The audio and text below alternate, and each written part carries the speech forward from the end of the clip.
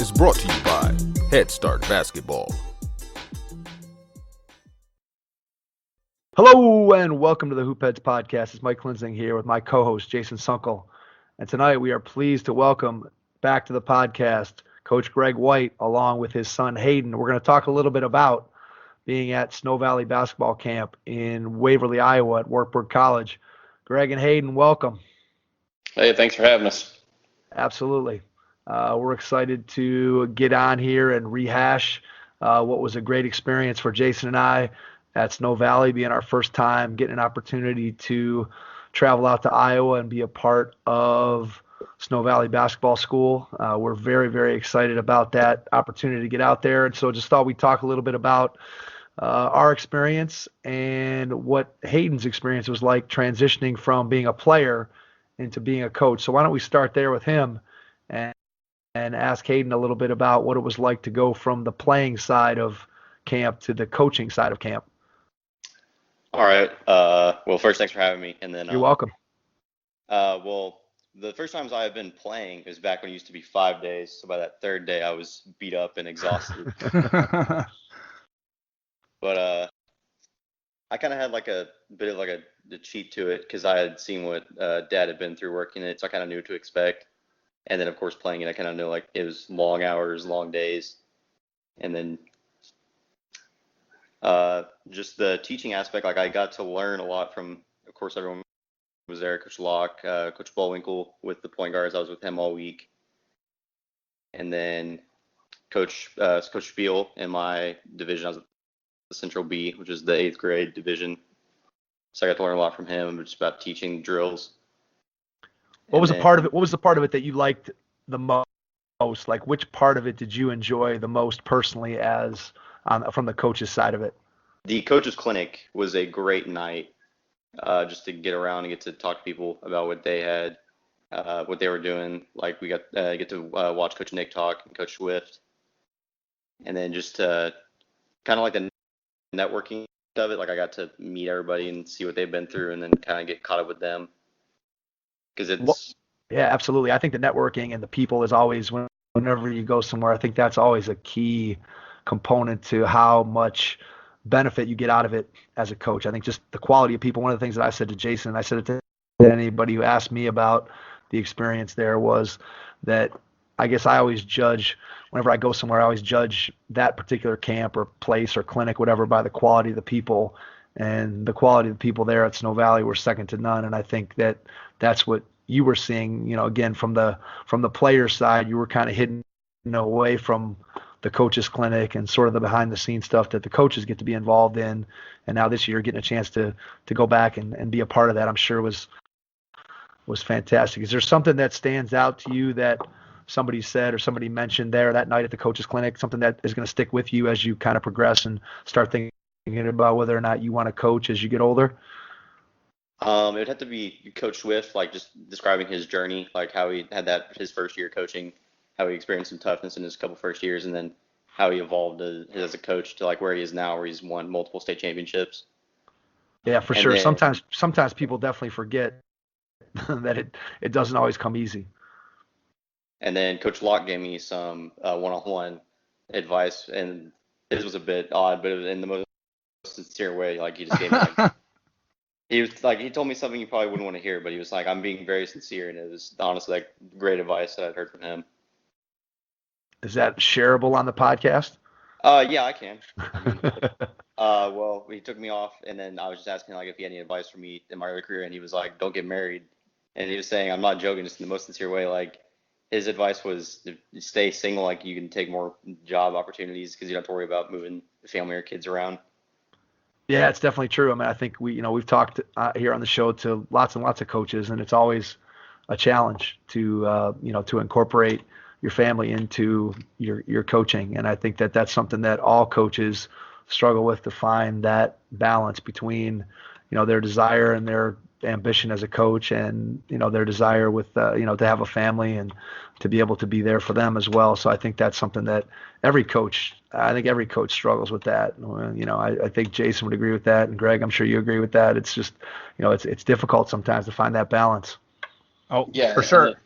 And it closes windows. That's what Coach Locke was telling Hayden was, early on in his career, he's going to have more options, if he's able to just pack up and it's just him moving, and it's that was one of the things, Coach Locke pours a lot into him. And I mean, and you guys know you're around. There's so many, like you said earlier, the quality of coaches there, it's unreal. Like, this year we had the mentorship program, and I'm just a guy from Arkansas, and I'm spending time with a coach from Malaysia that traveled 42 hours to be there. Like the relationships you make, the memories you make at Snow Valley. I'll ask you guys, like, we've all felt tired before, but now you guys truly understand what Snow Valley tired means. Yeah, there's no doubt. I mean, I think it's been a long time since I've been at a camp where you're going all day, and I don't think I've ever been to a camp where you start at 6:15 before breakfast.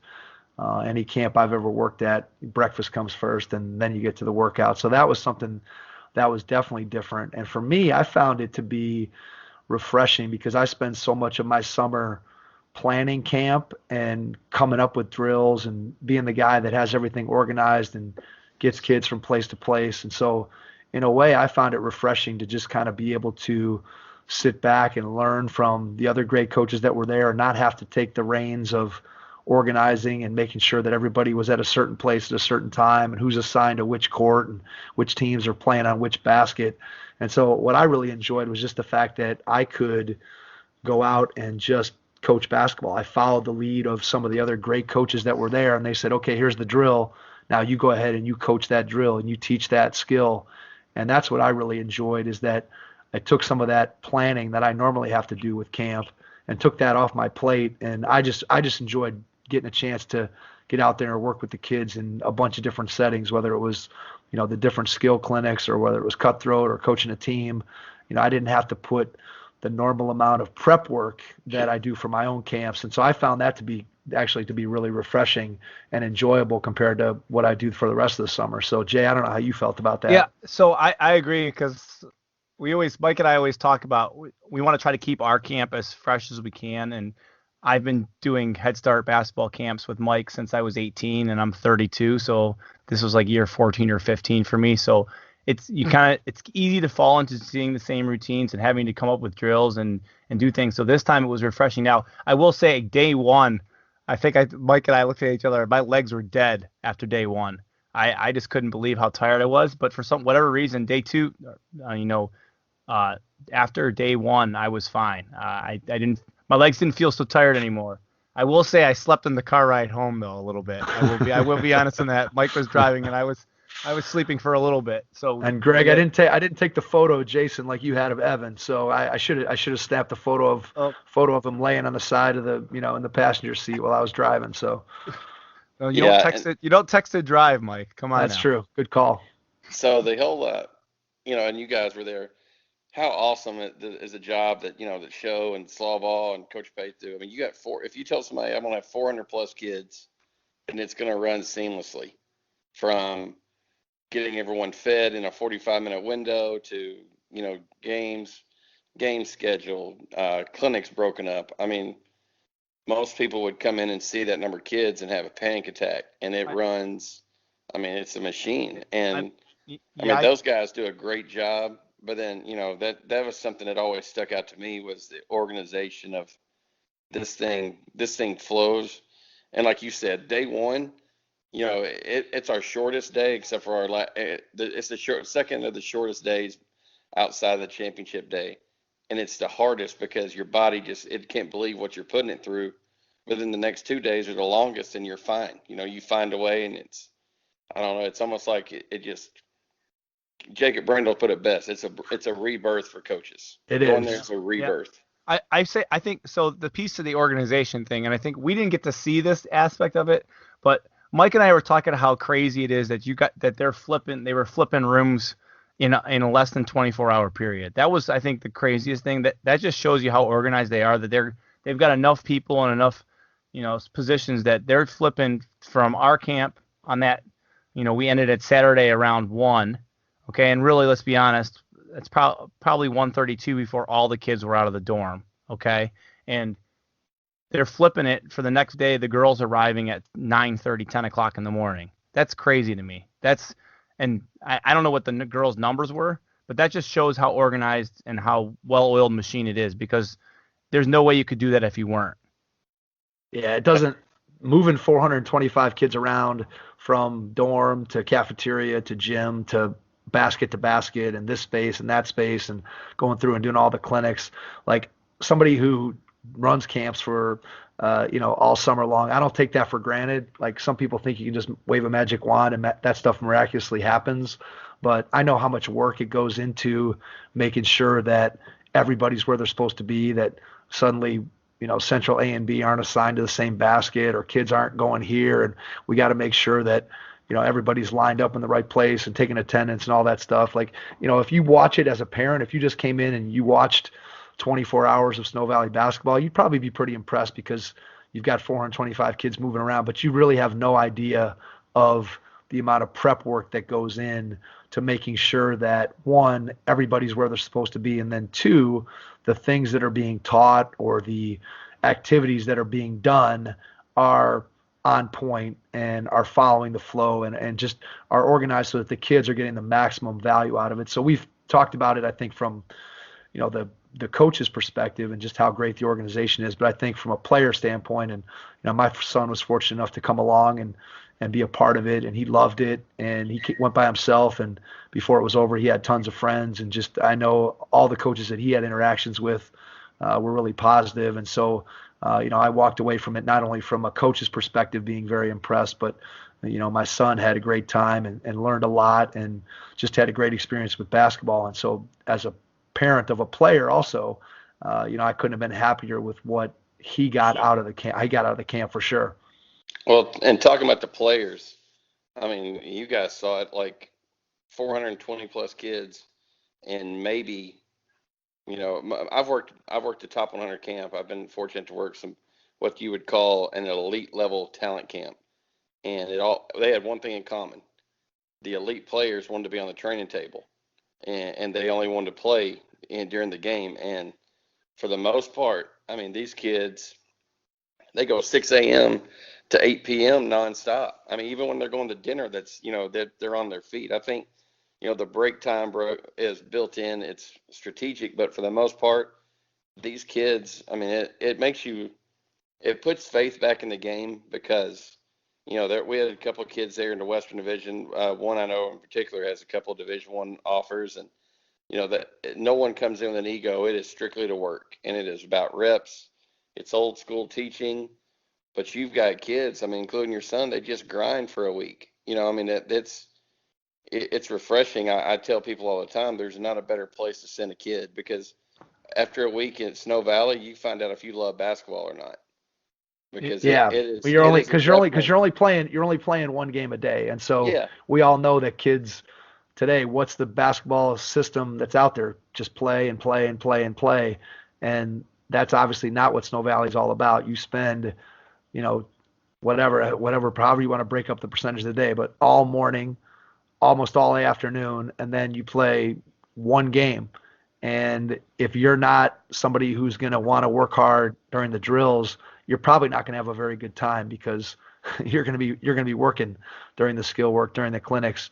And to go along with that, one of the things that I loved about it was all the guys that were doing clinics, yourself included, and obviously Nick Legalbo and Nick Schaff and some of the other Marshall Cho and the guys that we've had on who are just tremendous coaches. The opportunity to learn from those guys, not only as a player but as a coach, and see some of the drills and different ways that coaches approach things. I think as a coach, it got me excited, and as a player, you're getting an opportunity to work and be coached by guys who have had tremendous amount of success. And I don't think kids necessarily always realize that. But what I get out of it when I look at the people who are there is you have coaches who just love the game, want to teach the game, are not there to satisfy their own ego, are not there because they're getting some big amount of publicity out of it. They're there because they love teaching the game, and they know that Snow Valley is one of the best places in the country where you can do that. And I think that's really what it's all about. I think the biggest testament to the whole thing of these kids coming and actually wanting to play basketball is all the guys. I was amazed after they ate. Instead of going back and just hanging out in the dorm or going back and just chilling out, what did they do? They went right back to the gym and started shooting and playing. We would walk in and there were kids playing at 6 o'clock, 15 minutes before the 6:15 wake up / or, the first drill session and attendance check. There were kids playing, like full on playing, going, not just shooting shots. They were going at it. So you just saw that they wanted to be there. They wanted to work hard at their game. They wanted to play basketball. And that's just amazing to me, because if I played 4 days of basketball when I was younger, I'm be completely honest here, I don't know that during every break or every, I would be the one shooting around. And that's not because I didn't love the game. It's just because I wasn't as dedicated as these kids. And I was just amazed by how much they just wanted to play basketball the whole time they were there. That was just amazing to me. Yeah, it's refreshing. It's an eye opener. And I mean, I can't agree more. Like, the kids are who I come amazed, and I tell them in one of our clinics, and, going back to what you said, Mike, about the clinics, Coach Showalter taught me real quick, there's certain types of drills, and people are good at a few of them. I can do an individual workout. I know what a good drill is for 2 to 3 players. I know what a good drill is for a team player. When he asks you to run a clinic, he's asking you to have, 150 kids not sitting around in lines, because Matt King says this all the time. When you go to Disney World, you don't go to stand in line. You go to ride the ride. And, we sit down as a staff of me and Nick and Coach Slawball, and we're like, look, we got to get better at this. And we're trying to find ways to just constantly moving, and you try to get that as much as you can. But for the most part, I think just the organization, the flow, and it's based on, 3 things. I think it's based on location. Wartburg College is amazing. The second is the staff and the leadership with Showalter and Dave's, and Slawball and Kern and Spill and Coach Paith and obviously Coach Locke. But then the kids are who make it. The kids come in and, you don't have to beg them to work. You don't have to get on them to work. When they get mentally tired, you may have to remind them to come back in. But anytime I ask my group, hey, let's get the intensity up and make it more game-like situation, it was never. They never balked, they never threw their hands up. They just jump in line and yes, coach, and go back to work. Yeah, I think that's a combination of the kids and also the fact of what you just described, Greg, which is the planning process that goes into making sure that whenever you're in a clinic and you're doing some drill work, that you're not standing around. Like, I don't see anybody in a line of 10 kids where I'm waiting 5 minutes before I get my opportunity. Those reps are coming fast and furious. And again, like I said earlier, that doesn't happen by accident. That happens through careful planning and making sure that the drills that you're designing, as you said, are appropriate for the size of the group so that you can run multiple people through and use kids in different ways. And so you've got passers and you've got shooters, or you got defenders, you got rebounders. So there's not just 1 or 2 kids getting the attention of the coach. It's all these kids going through and getting lots and lots of repetitions.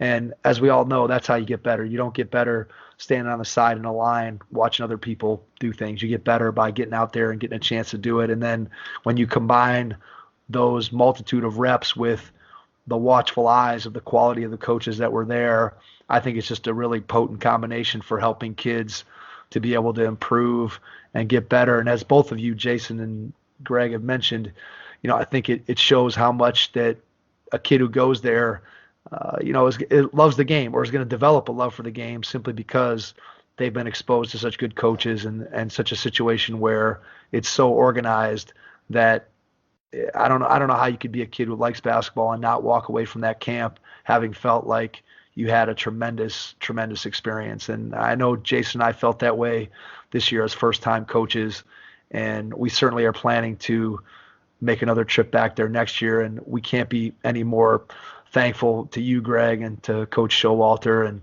Nick and Marshall and Nick Schaff and just everybody that's been involved that has had a piece of telling us how great it is and then giving us the opportunity to go. I think it lived up to everything that we were told, and it's not very often in life that that happens, where something's been built up and you've been told how great it is, and then you actually go and experience it, and it is equal to or even exceeds the expectations that you had. And that was certainly the case with our 4 or 5 days there in Waverly. It was just tremendous. So again, we can't thank you and everybody involved, Coach Slaw and Coach Showalter and everybody who had a chance to, to bring us there and give us the opportunity.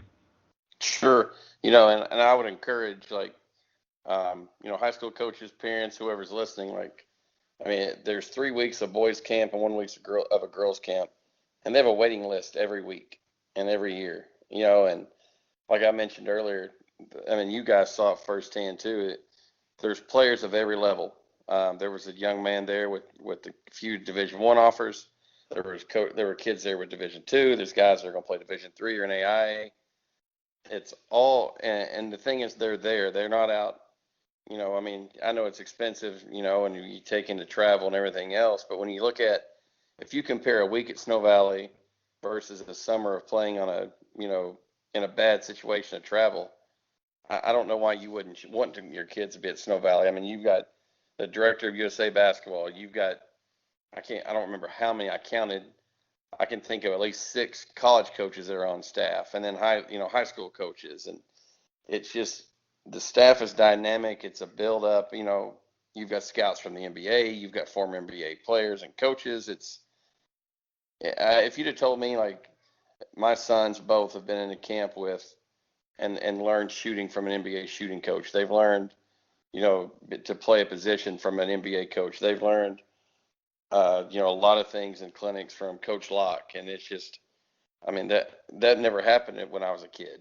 And I think the big thing I would encourage parents and players and coaches and everything alike is, you got to experience this. If you think you're a basketball player, you need to spend a week in Waverly, Iowa, and find out, because it is as purest form of basketball as it can be. Yeah, there's nothing like it today, for sure. It's definitely an old school camp. There used to be more of these around. I don't think any of them approach the quality in terms of the staff. And I think what it points out to me is the fact that the reason why you get the quality of coaches that you get there is because coaches believe in the philosophy, coaches believe in the setting, coaches believe in doing things this way and the teaching and all that. And they don't get that opportunity to do that in that type of setting anymore. Too often, we're coaching an AE team, or we got our summer basketball with our high school teams, or whatever it might be, and you don't get a chance to go out and have an impact on, again, depending on how many kids you reach and which league you're in or which division, you're touching a whole bunch of kids, and getting a chance to share your knowledge of the game. And really, that's, when you think about Coach Locke or you think about Coach Showalter and the amount of experience that those two guys have, and they want to share it. They love the game of basketball. They want the game of basketball to be better. They want players to be able to learn from the things that they've accumulated over the course of their career. And this gives them an opportunity. I think every coach, regardless of their level of experience, who goes out there, I think the reason why you do is because you just love teaching the game. You love interacting with the players. And like I said earlier, it more than lived up to our expectation of what we expected when we got out there. And it just, wow, it was great. I have a hard time putting it into words, just how much I enjoyed it. And then conversely, I also, not only was I a coach, but I also was in the parent role, and I got to see, how my son reacted to it, and just the positivity that he had every single day when I talked to him, whether it was during a meal or at night before he went to bed. And then finally, when it was all over, one of the first things he said to me when it was over was, "Hey, can I go back again next year?" And there's no better endorsement than that. Right. So, Greg, just tell us briefly before we wrap up about the coaches mentoring, because I know that was something that was new this year. So talk a little bit about what the philosophy was behind that, and then maybe your experience with it, and then we'll wrap things up. So, Coach Showalter, I mean, first of all, I mean, there's not a better guy on the planet. I mean, to be in the role he's in, and that's an ambassador for youth basketball. And he speaks at a lot of clinics, nationwide and obviously and internationally too. And our staff was full of international coaches that have met Coach Locke have heard Coach Showalter speak. And, he always talks about Snow Valley, and these coaches, ask about coming to work. And we had coaches from Australia, Japan, Mexico City, Colombia, Malaysia, England. I mean, just there, and we've had coaches in the past from other countries too. And so they decided to do a mentoring, because in in the past we would put them in a younger division or with a team, and these guys are coming over to learn, how to coach, and some other examples of just things they could take back. And so I was paired up with Coach Chun, and and first of all, what a dynamic guy he is. I mean, he's starting his own academy in Malaysia. His own facility was being finished while he was here. And the first night when we got there, and you guys were in too, we were all kind of talking there, and you could just feel the excitement. And the more I got to talk with him, and we coached a team together in the West, and he was just what an amazing guy. And it hit with me about falling back in love with teaching the game and loving the game, because he's 9,000 miles from home, and he's there because he wants to go back and impact the kids in his city and his and build his program. And so it was an awesome environment for me, and exciting, because it was I tried to be as open as I could with him and explain to him and talk.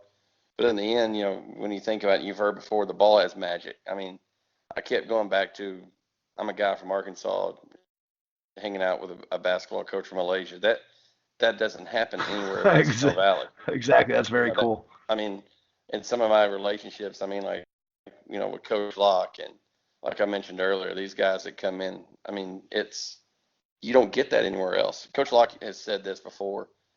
The game used to be so open. He talks about stories about, going down to see Mr. Iba, and calling him, and Mr. Iba answering the phone, number one, and saying, if you can get down here, you can stay 3 days with me. Well, and Tate says it best. There's too much money involved in the game right now. If any of us three call, unless we have a connection prior, not very many Division I coaches are going to say, hey, come into my office. The one I think of the most currently that does that's Mike Neighbors, because Mike's a share.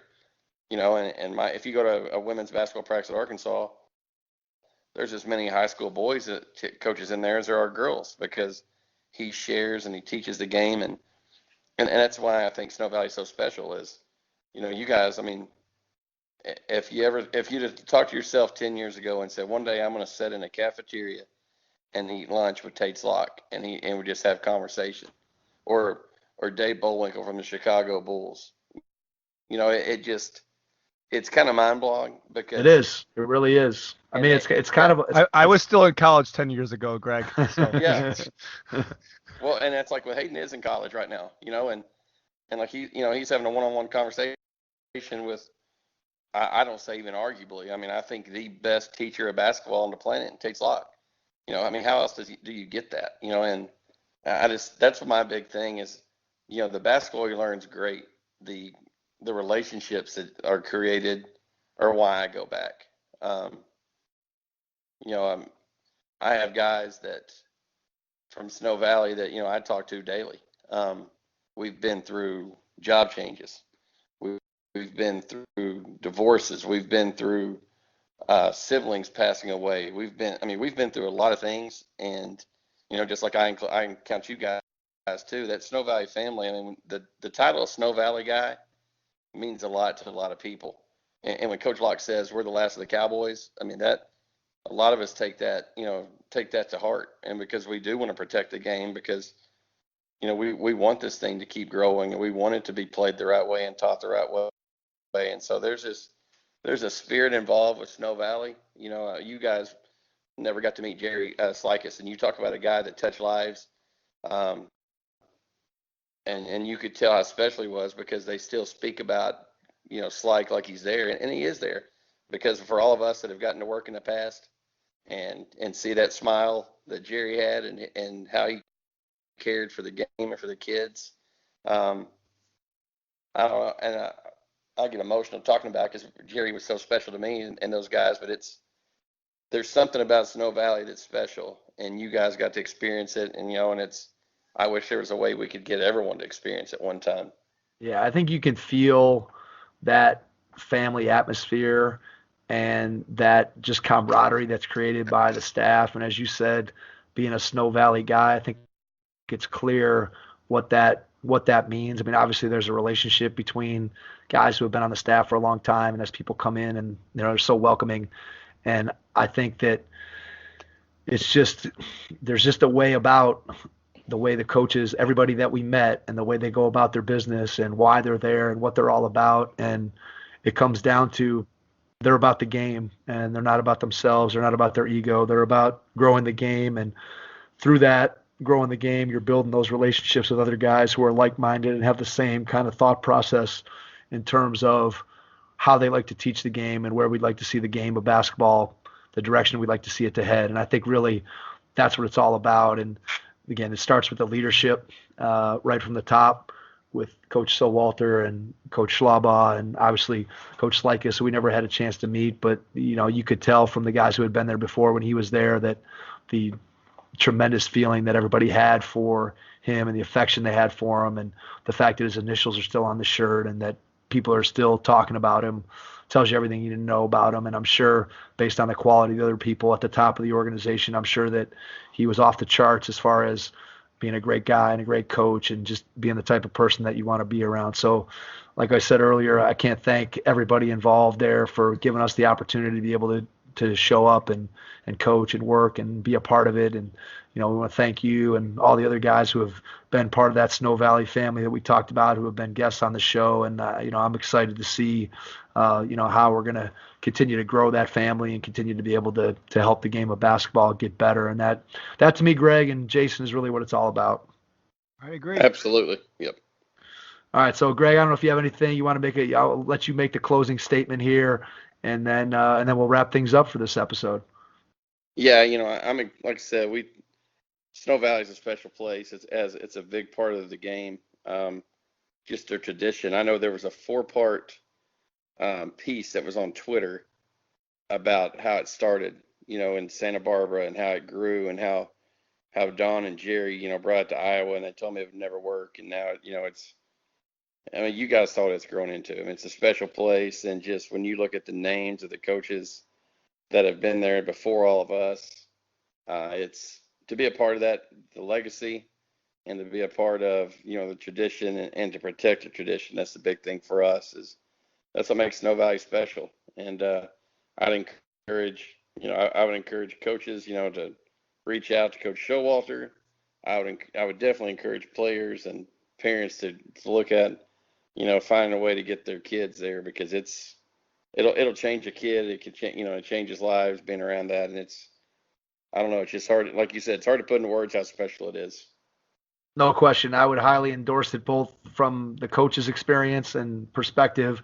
And then, like I said earlier, but also, I got to experience as a parent, taking my 8th grade son to be able to be a part of it. And he couldn't have come away any more enthused about everything that he experienced, and then obviously wanting to go back already next year. So if you're a parent or coach out there, highly recommend checking out Snow Valley Basketball Academy. Take a look at the camp. I think it's something that's going to be well worth your time. And if you do get a chance to be a part of that Snow Valley family, it's something special that you'll never forget. And you're going to build those relationships like Greg talked about earlier that are lifelong. And we got a chance to see those lifelong relationships that have been developed between guys who have been there in the past. And certainly we hope that's going to continue for us. So Jason, we'll wrap it up here. Greg and Hayden, thanks for your time. We really appreciate you guys jumping back on and talking Snow Valley with us. And to all the hierarchy of Snow Valley, thank you for the opportunity to come and be a part of it. And we recommend, again, that coaches and parents, players, take a look at it. And hopefully we'll see you out there in Iowa next year. And everyone, we will catch you on our next episode. Thanks. Thanks for listening to the Hoop Heads podcast, presented by Head Start Basketball.